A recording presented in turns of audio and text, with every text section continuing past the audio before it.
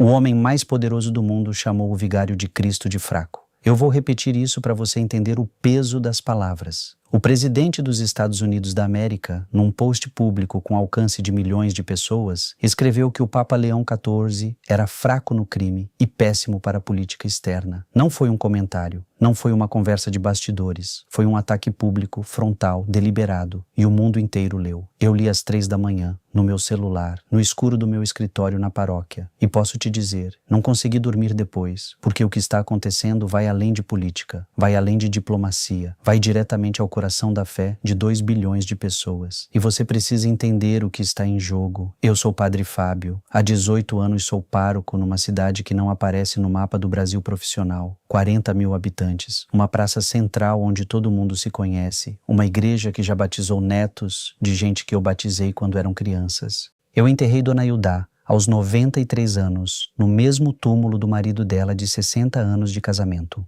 Eu batizei o filho da Maria, que era mãe solteira aos 17 anos e cuja família inteira virou as costas.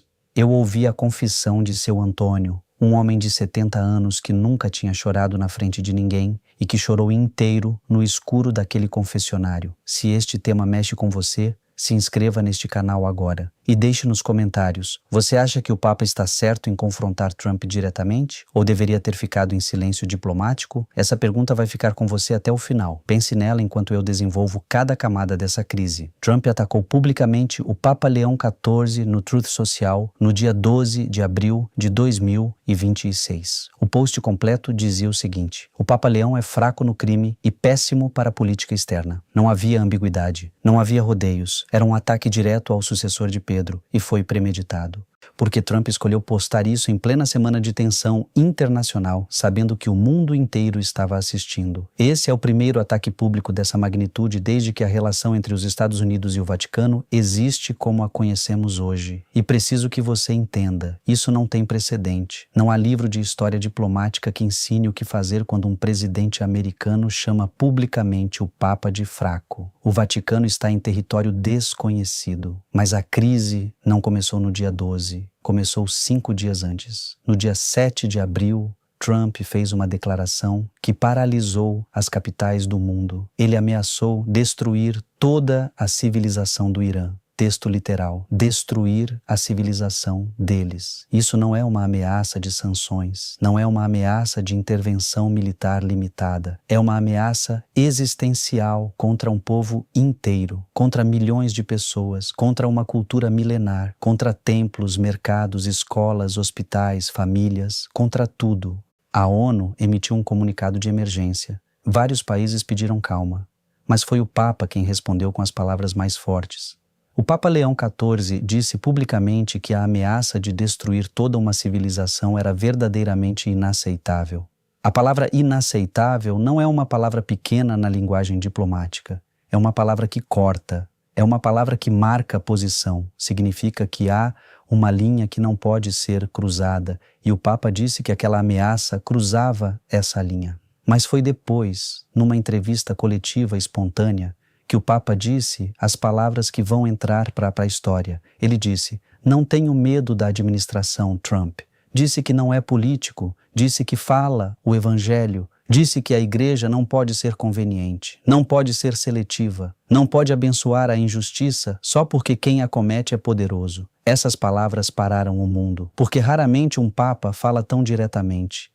Raramente um Papa se coloca tão claramente na posição de contradizer um presidente americano. E a razão pela qual isso é tão significativo é simples. O Papa não tem nada a ganhar com esse confronto. Zero. Diplomaticamente, o Vaticano precisa dos Estados Unidos. Politicamente, o Vaticano precisa de relações comerciais, de tratados, de proteção. Economicamente, o Vaticano não tem recursos, não tem exército, não tem sanções para impor. O que o Papa tem é apenas a verdade, e escolheu usar só a verdade. Sem politicagem, sem cálculo, sem estratégia, apenas o evangelho. Os bispos americanos ficaram consternados. Eu preciso usar essa palavra porque foi a palavra que eles mesmos usaram. Num comunicado oficial rarefeito, a Conferência Nacional de Bispos dos Estados Unidos disse que estava profundamente perturbada com o rumo daquela crise. Deixe-me dizer o que isso significa em termos práticos. Bispos americanos são, em sua maioria, homens cautelosos. Homens que entendem de política eclesiástica, homens que sabem que um comentário público sobre um presidente americano pode ter consequências para as paróquias deles, para as escolas católicas, para os hospitais, e mesmo assim emitiram esse comunicado.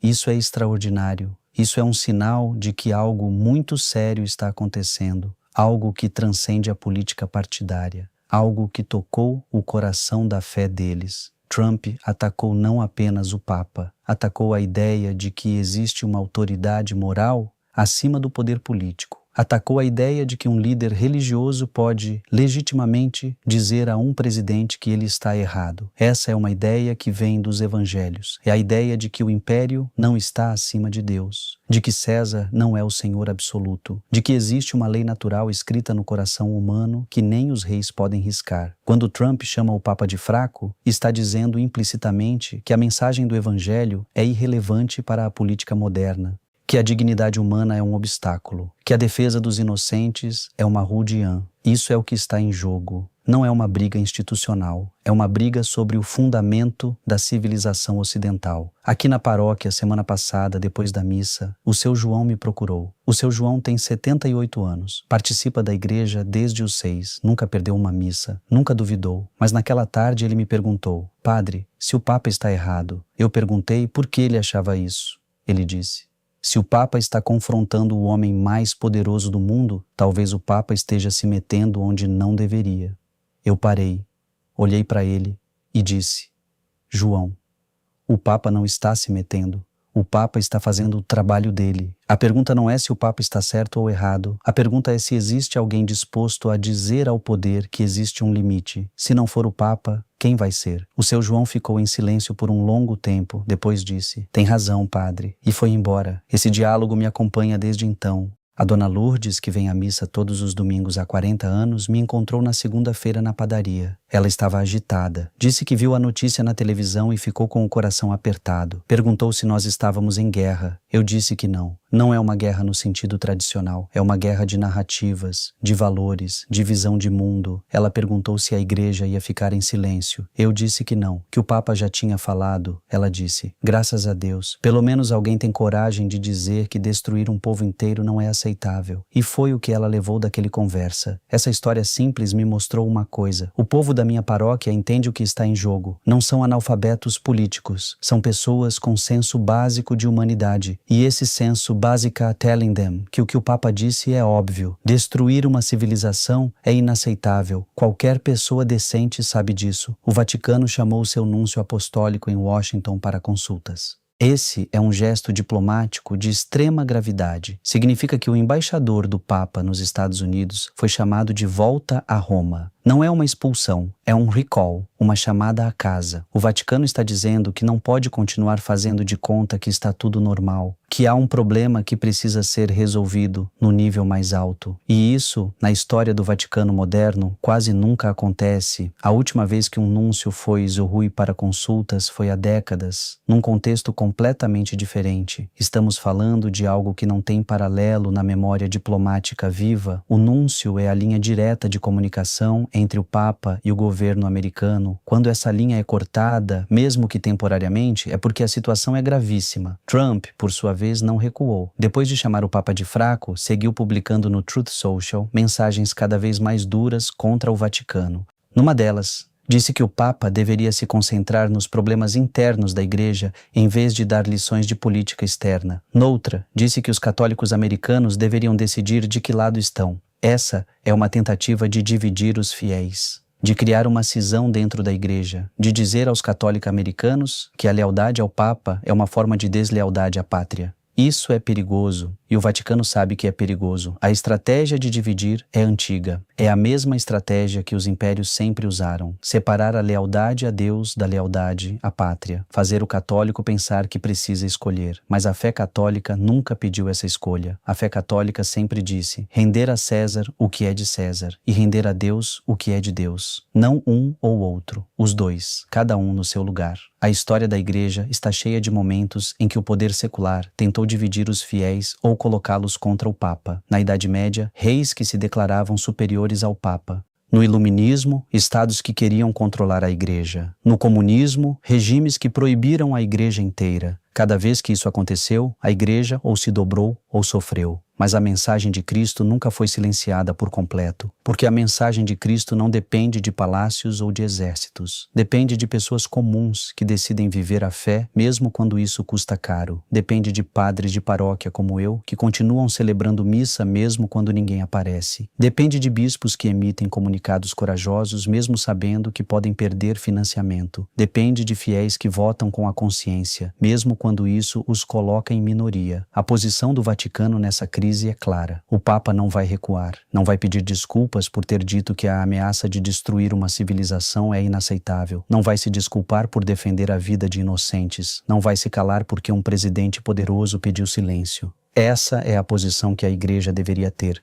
E é por isso que eu, como padre, só posso apoiar. Não porque concordo ou discordo de política, mas porque o Papa está fazendo o que a voz da fé é chamada a fazer. Falar a verdade ao poder, sempre, em qualquer época, em qualquer contexto. Essa é a tradição dos profetas. Dos profetas do Antigo Testamento que confrontavam reis, da tradição dos mártires que morriam antes de renegar a fé, da tradição dos padres que foram assassinados na América Latina por defender os pobres. Essa tradição não é bonita, é perigosa, mas é necessária. Trump pode ter o exército mais poderoso do mundo, pode ter a economia mais forte do planeta, pode ter a mídia que quiser, mas até o homem mais poderoso da Terra está sujeito à lei de Deus. E se ninguém mais vai dizer isso em voz alta, o Papa vai dizer, com todas as consequências, com todo o custo político, com todo o risco diplomático, porque essa é a missão. E eu creio que o Papa entendeu isso com uma clareza que poucos papas tiveram nos últimos tempos. A clareza de que a conveniência não é um valor cristão, que o silêncio diante da injustiça é uma forma de cumplicidade, que o pastor que se cala já não é pastor. Aos católicos que estão nos assistindo, aos que foram criados na fé, mas pararam de ir à missa, aos que rezam em silêncio à noite, mas não sabem explicar por quê, aos que têm dúvida, mas não conseguem largar completamente a crença. Eu digo o seguinte, essa crise é uma prova, não de vocês, do mundo, prova se ainda existe espaço para a voz profética da fé no século XXI. Prova se a Igreja ainda tem coragem de confrontar o poder quando o poder está errado. Prova se a mensagem de Cristo ainda é relevante quando desafia os interesses geopolíticos mais poderosos do planeta. Prova se a dignidade humana é um valor absoluto ou apenas um slogan conveniente. O Vaticano não é perfeito. A Igreja não é perfeita. Eu sou padre há 18 anos e já vi de tudo. Já vi abusos de poder dentro da própria Igreja. Já vi hipocrisia. Já vi silêncio diante de injustiças que deveriam ter sido denunciadas. Não sou cego para a história negra da minha instituição. Mas quando o Papa fala contra a ameaça de destruir uma civilização inteira, está fazendo o que a Igreja deveria fazer desde o começo, está defendendo os fracos, está sendo a voz dos que não têm voz, está lembrando ao mundo que a dignidade humana não é negociável. Isso é o Evangelho, não é a doutrina social da Igreja como teoria, é o Evangelho na prática, é o Jesus que curava os doentes e comia com os pecadores, é o Jesus que chorou por Jerusalém e que virou as mesas dos vendilhões. Trump disse que o Papa é fraco no crime. A acusação tem origem numa divergência sobre política migratória. O Papa falou a favor dos refugiados. Trump considerou isso uma intromissão na política doméstica americana. Mas a questão vai muito além da imigração. A questão é simples. O que significa ser líder religioso no mundo hoje? Significa ficar em silêncio quando os poderosos cometem injustiças? Significa abençoar qualquer política só porque quem a implementa é influente? Ou significa falar a verdade, mesmo quando essa verdade incomoda? Eu sei a resposta. Tenho essa resposta há 18 anos, desde o meu primeiro dia como padre. A fé existe para incomodar, a fé existe para perturbar, a fé existe para lembrar ao mundo que existe um bem maior do que o interesse próprio. O Papa escolheu falar. E esse é o legado de Leão XIV. Um Papa que não se dobra, um Papa que não se cala, um Papa que prefere a confrontação com o poder a abandonar o Evangelho. Não é um Papa perfeito, nenhum Papa é, mas é um Papa que entendeu a hora e que está disposto a pagar o preço. Essa crise vai definir os próximos anos da relação entre a Igreja e o poder secular, não só nos Estados Unidos, no mundo inteiro, porque o que Trump está fazendo é testar até onde a Igreja pode ir, testar se existe um limite para o poder político quando confrontado com a autoridade moral. E até agora, o Papa respondeu que sim, existe. E esse limite se chama Evangelho. E se o Evangelho for um obstáculo para os planos de alguém, tanto pior para esses planos. Agora, o que isso significa para você, católico comum, que está assistindo este vídeo? Significa que você não está sozinho nessa história. Significa que o Papa está do mesmo lado que você, quando a causa é a defesa da dignidade humana. Significa que quando você reza pelos inocentes de uma terra ameaçada, o Papa está rezando junto. E que quando você alça a voz em nome da consciência, o Papa está do mesmo lado. Essa conexão não é institucional, é espiritual. É a conexão que existe desde Pedro e que vai continuar existindo enquanto houver alguém disposto a falar em nome do Evangelho. Mesmo que esse alguém seja só um padre de interior como eu, mesmo que esse alguém seja só você, na sua oração, na sua vida. Essa é a beleza da fé. Ela não precisa de palácio, precisa só de pessoas dispostas a viver a verdade. Se este vídeo te fez pensar, se inscreva neste canal. Comenta aqui embaixo. A minha pergunta é direta. Você acha que o Papa está certo em confrontar Trump diretamente ou deveria ter escolhido o silêncio diplomático para proteger as relações entre o Vaticano e Washington? Não existe resposta fácil, mas é a pergunta que vai definir como você vê a relação entre fé e política nos próximos anos. Pense bem, reze com mais atenção ainda e depois comente. Eu quero saber o que você está pensando. Obrigado por assistir e até o próximo vídeo. Deus te abençoe e lembre-se, você não precisa de uma fé perfeita. Você precisa de uma fé verdadeira.